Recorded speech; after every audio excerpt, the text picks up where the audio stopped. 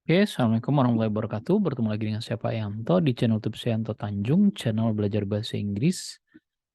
Bagi siapa saja yang ingin belajar bahasa Inggris secara gratis, saya bikin kursus di YouTube sudah 3 tahun lebih ya.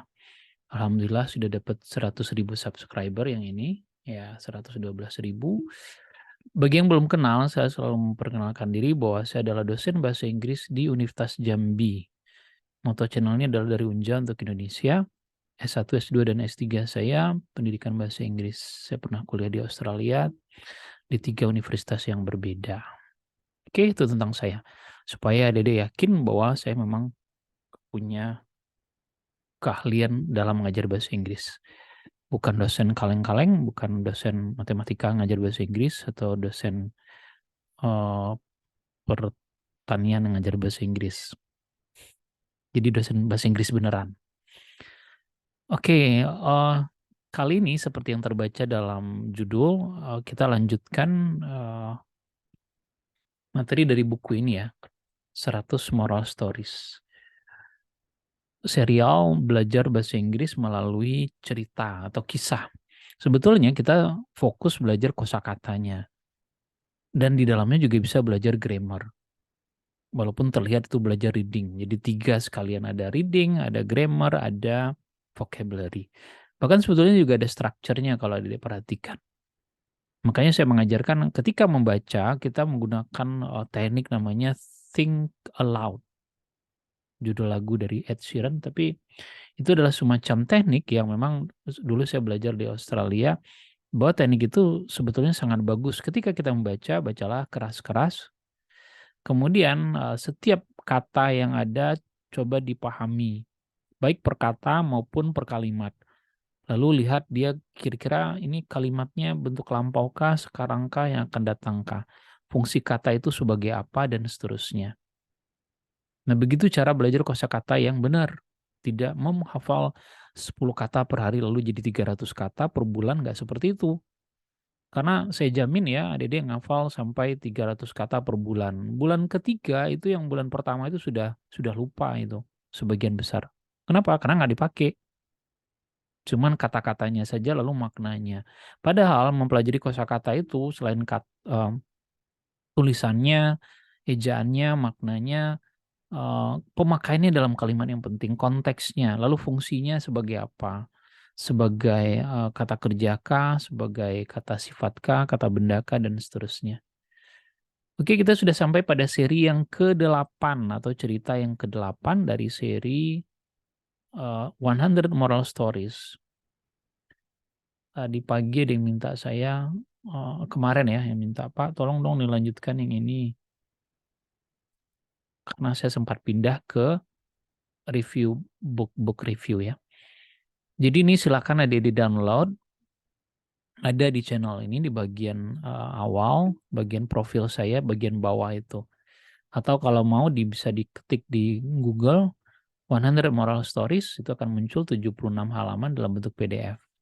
Nah, judulnya The Ant and the Dove. The Ant berarti semut ya. Kemudian dove itu artinya burung merpati. Nah, coba kita perhatikan. One hot day, an ant was searching for some water. After walking around for some time, she came to a spring. To reach the spring, she had to climb up a blade of grass. While making her way up, she slipped and fell into the water. She could have drowned if a dove up a nearby tree had not seen her. Seeing that the ant was in trouble, the dove quickly plucked off a leaf and dropped it into the water near the struggling ant.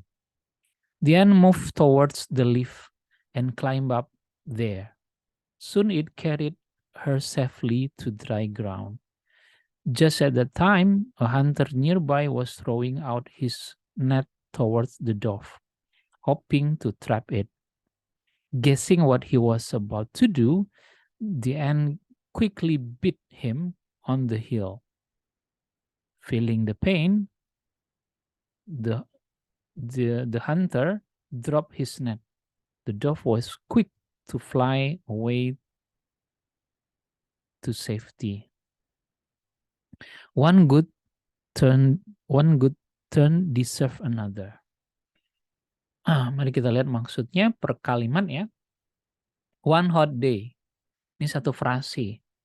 Di suatu hari yang panas, seekor semut was searching for some water. Sedang mencari air. Ini bentuk lampau. Mencari air.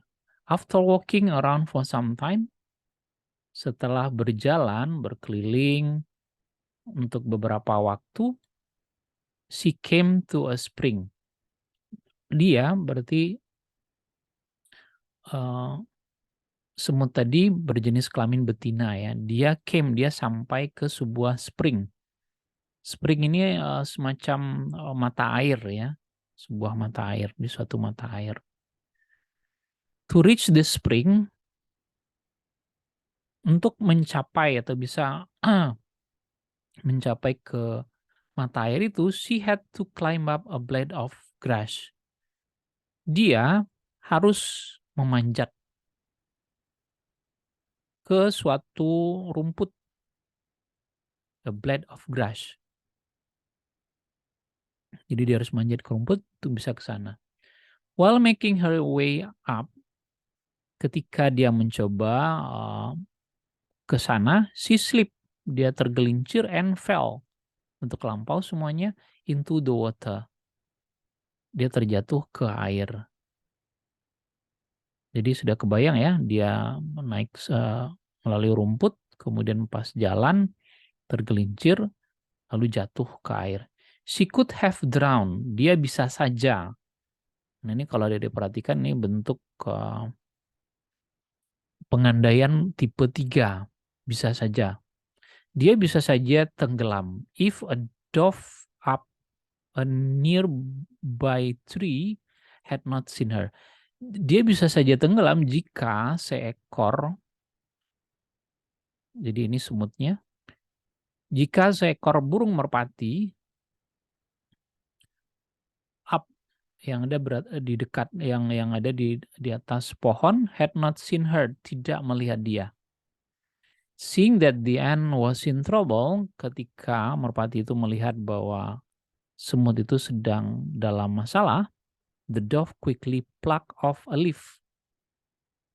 Burung merpati itu dengan cepat pluck off, jadi mencabut sebuah, ya, sehelai daun ya, bukan sebuah. Nah, perhatikan kata-kata quickly pluck. Nah, kemarin ada yang nanya, quickly pluck, boleh nggak pluck quickly? Bisa saja. Artinya boleh saja verb dulu, kemudian adverb atau sebaliknya. Jadi merpati itu dengan cepat mencabut sehelai daun and drop it, dan menjatuhkannya into the water near the struggling ant.